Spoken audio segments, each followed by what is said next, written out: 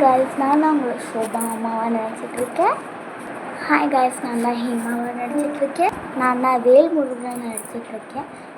ஹேமாவோட அப்பா மாதிரி. நான் தான் ஹேமாவோட தம்பியாக நடிச்சிட்ருக்கேன்.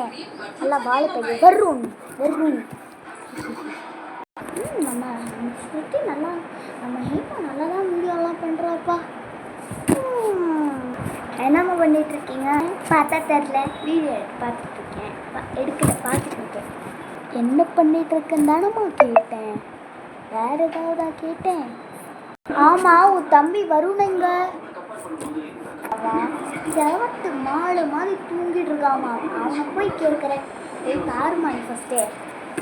என்னது அப்படியோ இது வர என்ன தாய் கிழவி? டேய், என்னடா நினச்சிட்டு இருக்கோம் மனசில்?